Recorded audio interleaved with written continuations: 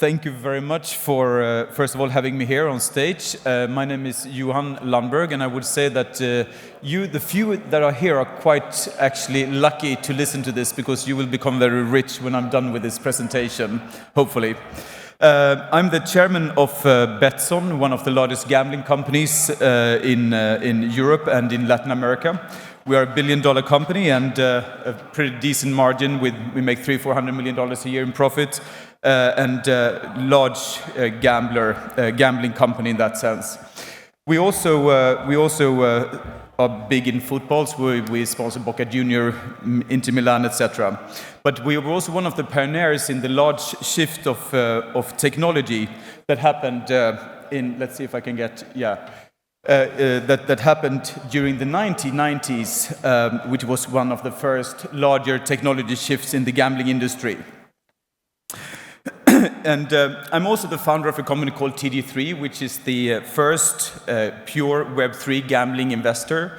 Because what we saw is, and that is what I will explain also, is that gambling is the first real industry that actually works on blockchain, where you've taken an existing industry and moved it over to the blockchain with a great success. And I will show you that in a minute.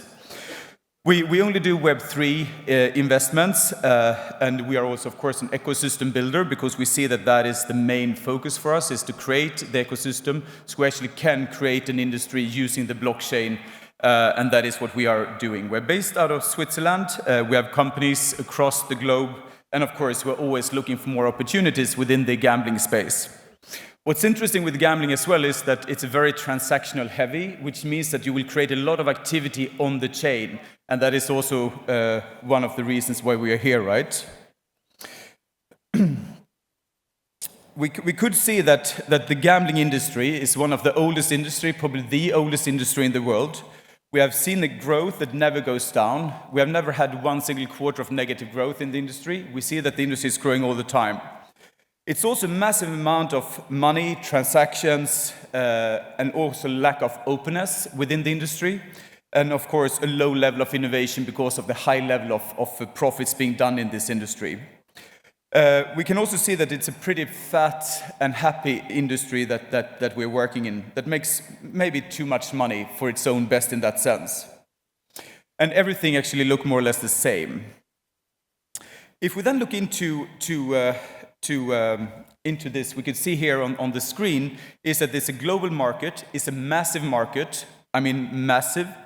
We have a few large actors on the online space, but what's also interesting is that still 85% of the turnover of this industry is actually land-based. We see that online is only 15%, and out of those 15%, 25% is more or less crypto-based out of that.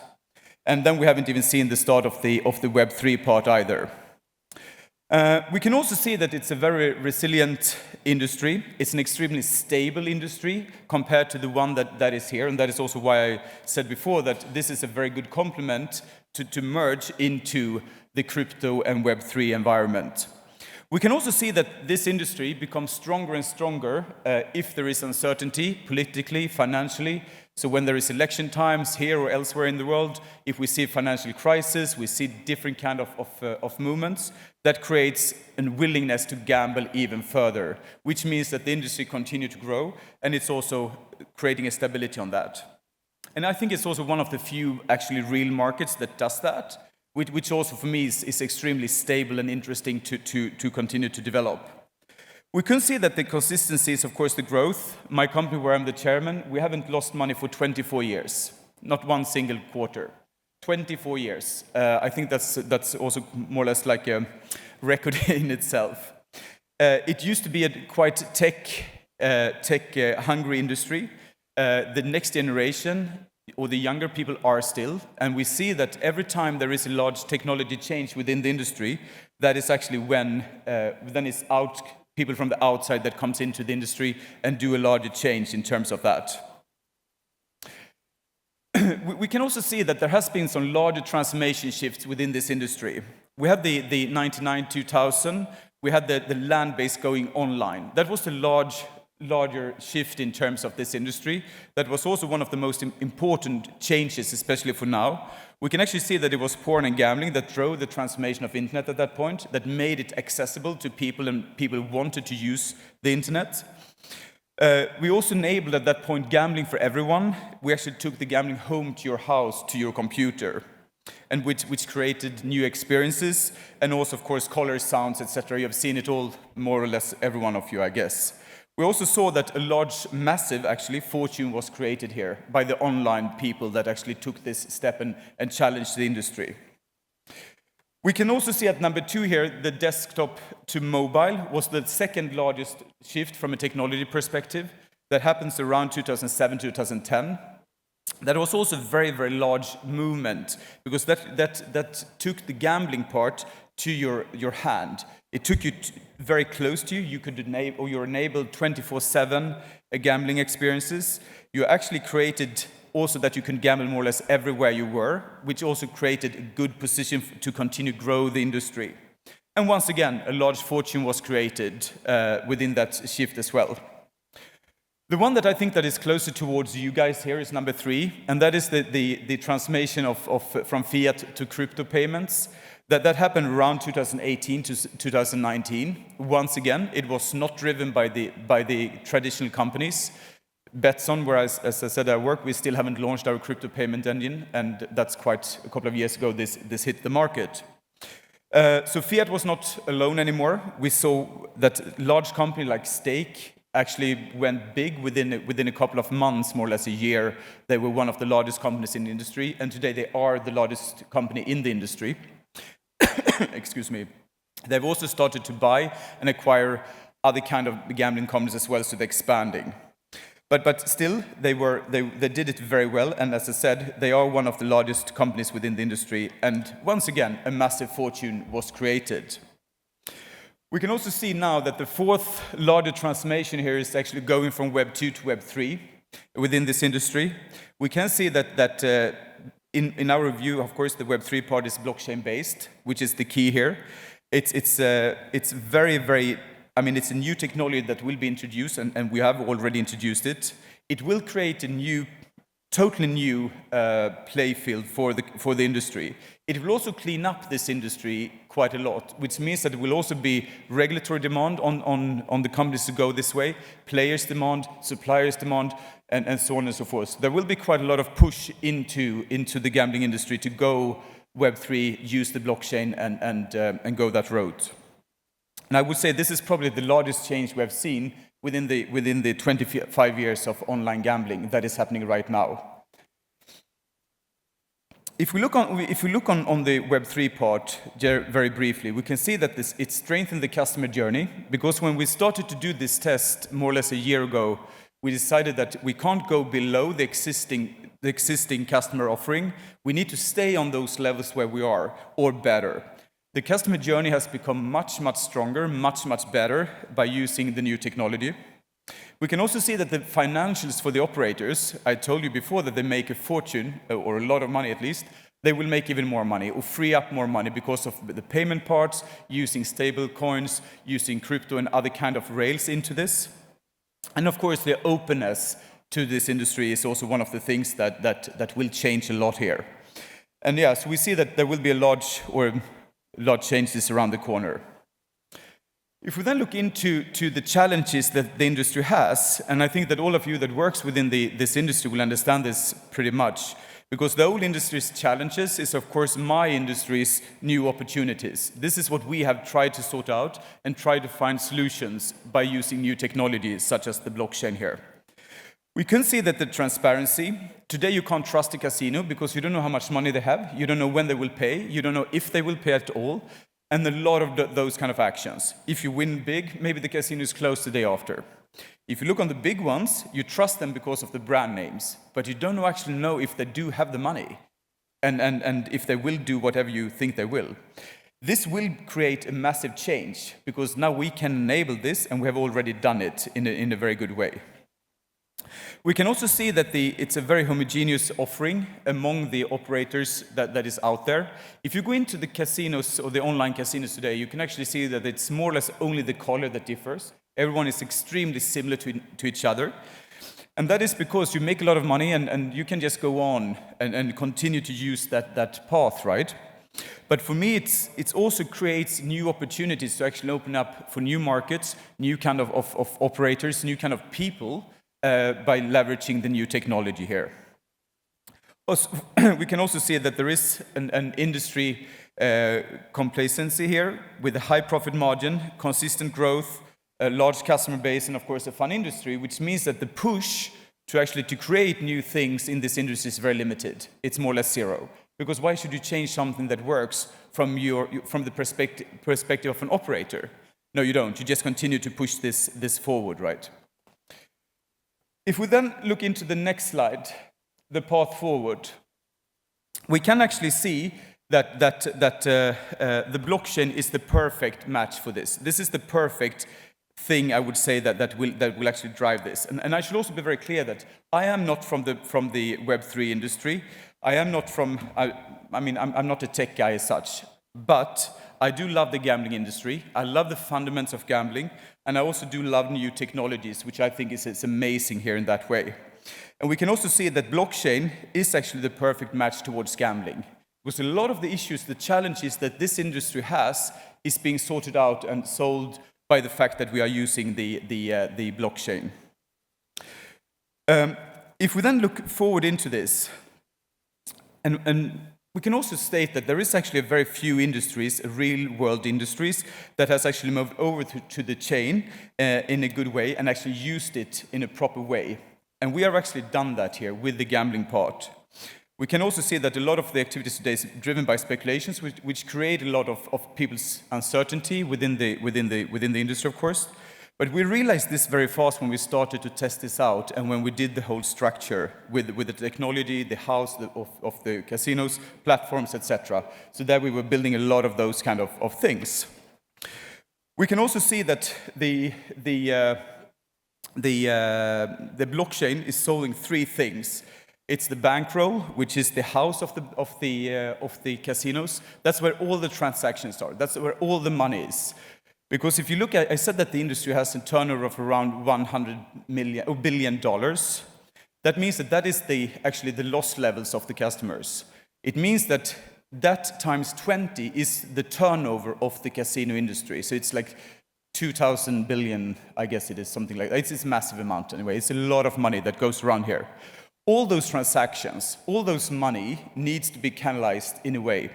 And what we have done here, what we have built through the support of Tezos Foundation and Etherlink, which has been enormous, what we've created is actually that we've taken all those transactions, all those flows, and moved them over to the chain, which has been like a super strong position for us in that sense. Just when we did the test of this during 2 months, we did approximately 12 to 15 million transactions. 12 to 15 million transactions on chain just during the test. And that means that the customer loves it and it's for real. It's a real industry that is leveraging and using the technology in a much, much smarter and better way in that way. Let's see here if we can move. The thing is that it's not really the correct slides here, but I will try to use those as well. There has been an update on the slides deck, but anyway. I will talk a bit about the bankroll, because the bankroll here is the most important part. The bankroll is the heart, it's the house, it's where, as I said, where the transaction goes. What we did was that we actually took the bankroll, we moved it over to the chain, to Etherlink in this case. So every transaction, every bet, every win, every loss is on chain, which means that we create this massive amount of activities on the chain, which in my view is actually extremely good, because that also means that every transaction can be tracked, followed, evaluated by the players, by the suppliers, by the operators, by the regulators, of course, as well. I mean, everyone can see and follow and track this in a very, very strong way. We can also see that the players here actually trust the system, because they can see that the money goes in and out of their wallets all the time. They can follow that and see it. It's not, they don't need to wait. It's happening directly and as they play a part here. We can also see that this, of course, real-time update. So at the same time, when you do the transaction, when you place a bet or do whatever you do on the casino, it's actually being recorded as well in real time. So it's safer for the players, both in terms of that you will get the money, but also what's interesting here is that the solution we're building on the chain here is actually also separating the player's money from the operator's money, which has not been the case before either. Which means, once again, that the customer experience become much, much stronger here. Because you get access, you could see that they're not going to use your funds, your deposits, to marketing, to other kind of OPEX-related things. It's not legal, but it might happen. It's also the fact that everyone gets paid in the right way, the suppliers, etc. And this also leads to the fact that you will see a quite large growth here in terms of, or a supply push in terms of this industry as well. And I would say that this is probably one of the killer applications on blockchain because of the amount of transaction and the amount of happenings on the chain. We can also see that the bets and wins is also something that we see of great importance here. The bets and wins are verified, of course, by the suppliers, but it's also verified and audited by the customers, by the players. They can go in and track and follow and see that the odds are right, the margin is right, etc. So they can do it themselves, which has not been possible before. We can also see that this creates an openness and a correct way of handling the whole structure. We can also see that the wallet-to-wallet aspect is also an extremely good part for the customer experience, as I said, because you have the money. It's your money. They're in your wallet. They're not elsewhere. That has also been one of the things that has created a good drive in this. It becomes a direct communication with the money in your accounts. And of course, it's real time, which is also the best part here. If we then look into the rewards and incentives, we could... what we can also see here is that if we look into the reward and incentives that's been created in this industry, we can see that the suppliers love this solution. Because if you are an affiliate driving traffic towards the sites, what happens here is that you can once again track your customers from they enter into the casino. You can follow and see how much do they win, how much do they lose, when, how, etc. Which also create an openness and fairness towards the suppliers of this industry, which has not been there before. That's also one of the things why I think this will be hitting the market quite hard during next year, because the suppliers would like to keep this going here. You can track yourself, and that will also be the best part here. We can also see that cashbacks, for instance, is being recorded directly. We can see that it's real cash, it's bonus on chain, because you can't make it up. You need actually to have real cash when you deposit on the chain. Once again, it's much stronger customer experience. And as I said, the affiliates that drives the traffic are the ones that actually will push this and be the winners, one of the winners, I would say, together with the customers, and hopefully my company and Etherlink and others, that is part of this journey. And I believe also that what we will see here is, in the long term here, is that the operators, not operators, but the affiliates, the suppliers, will only like to work with operators that are based on the chain, because of those aspects that we just said. We should see here if I... Yeah, we go here to this slide here, which is us, what we do. We are TD3 is the investment company that are behind this. We are the one who push this initiative. We see ourselves like an ecosystem builder. We realized early on that we need to have some kind of positions within the market to be able to create this success. We have a very strong B2B focus, because that's what we can actually influence. That is what we can push, and we can also secure that everything that we do lands on the chain, which is the case right now. We can also see that all our companies that we have are working together, and they support each other, they help each other, they become friends, and they're also part of the joint success that they're creating. I mean, it's a 110, 115 billion market, so saying that you compete about the same customer is bullshit, honestly, because the market is so big, so you can actually work quite a lot together here in that way. We also have a very open books with our investments that we are doing, and that's also to secure faster growth, stronger position, and right focus. And we also drive real value towards the Etherlink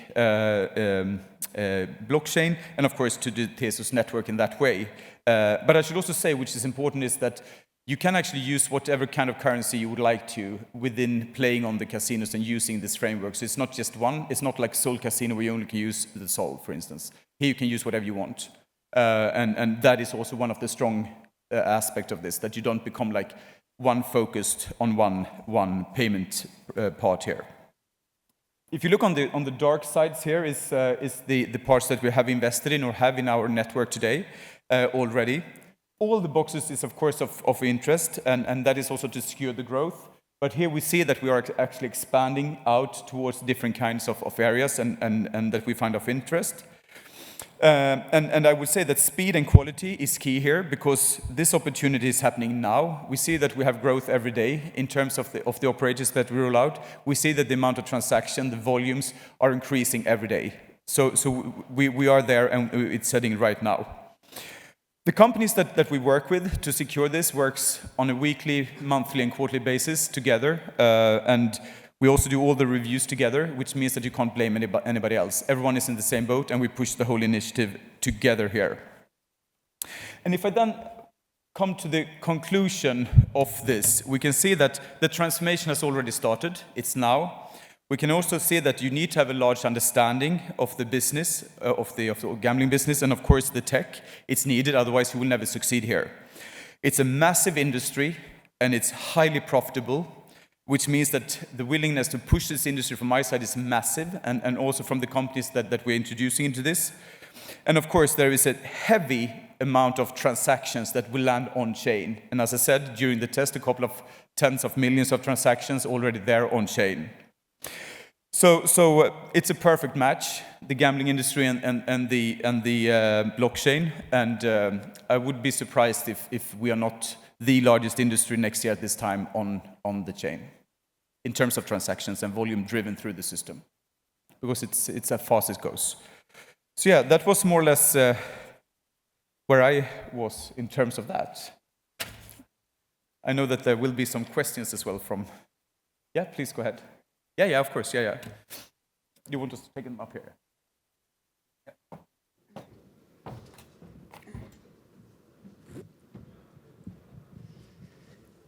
Hello. Hey guys, Mike Schroeder with the tie. Just have a couple questions here for Johan. Let's start with what are the major risks for traditional gambling operators, and if they delay, adopting these blockchain solutions? But I think that if you look on the traditional industry today, and if you look on the operators of today, I doubt that they will be the one who push this. They will probably be quite hesitant to actually launch this. But the customer base and the supplier base will be the one who push it. So I think that even if you as an operator today, if you don't push it yourself, the customer base will push it. And this is not only introducing crypto as a new currency. This is a totally new way of doing the whole experience. And it becomes much more secure for you as a player, which means that they will push it. And as I said before as well, the suppliers will also push it. So I'm not that worried about the old industry. It's rather the new guys on town that will push it. Yeah, makes sense. The transparency aspect, for sure. How does Tezos architects ensure gas fees remain low and predictable, especially when there could be very high volume gambling transactions, keeping costs manageable at scale? Yeah, that's also a very relevant question, and that was, of course, one of the issues or challenges that we saw from the beginning when we launched this initiative. What we have developed together with Tezos and Etherlink is you can say we have what we call a gas fee or a blockchain fee, we call it, towards the operators, which is set to a certain level. And as soon as we go underneath that level, let's say we have an index of 100, and let's say that we reach 50 in terms of the actual gas fees cost, that means that the difference between the where we are and what we said will be used to burn tests. So we will actually use that to push the chain further, push the value of the chain, but also incentivize the chain to create a willingness to be even stronger and better. Because if they can lower the prices, we can actually buy and burn more. And as I said, it's a massive amount of volume, which means that we can probably do that quite fast. We have been up and running with the fully non-tested version, or after-test version, I should say, and we have actually bought and burned tests since day one. So we've done that 3 months now in a row. Low volumes, of course, but I mean we've already started doing that. In terms of industry transformations, often face adoption hurdles. What's your, kind of give us the roadmap in terms of rolling out on-chain gambling, and how do you plan to accelerate it over time? Yeah, the acceleration here is key, I think, because, as I said, this is happening now. It's not later, it's actually now that this is happening. What we are doing is that we try to do it quite humbly by investing more and more into the companies. We also secure long-term funding into the companies. We try to work quite close in that sense to have a very strong fundament to absorb new volumes into the platforms. But I think that this is a huge issue, and of course a challenge, because I don't want anybody else to do it faster. Yeah. So we need to smarter. Smarter is hard, but but it's we try to do it that way. But we work very, very close with all the companies, and all the companies that we have knows about this, so they also work together to secure it. Do you foresee one dominant blockchain emerging for on-chain gambling, and what makes Tezos uniquely positioned to lead here? I think that you will probably see other chains that tries it, because they see the amount of transactions and the industry's attractiveness. I think it's hard because, first of all, we have worked on this for quite some time, and it's not easy to copy paste a solution. It's not easy at all. I hope that there will be competitors, because that will push us and put me and my team into a better position as well. So I'm not afraid of that. But I think that the position that Tezos have together with the Etherlink blockchain is very unique in that sense. And also the support and the way that they back us is also extremely strong. And I don't think we could not have done this or reached this far if we wouldn't have had that kind of support and or them backing us in the way that they have done. So no, I think we are in a very good position in terms of that. But yeah.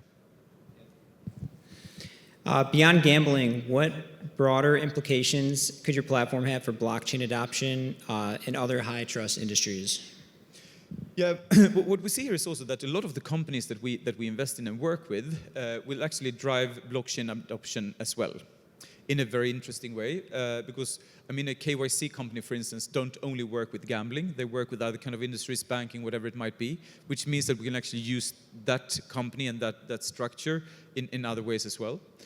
We have seen that before, especially when, more or less in all the transformation shifts that has happened within the gambling industry, we see that there is a lot of offsprings of companies that actually push the industry. And I said that in the beginning of this speech, that the gambling and porn industry has pushed the transformation shifts quite heavily.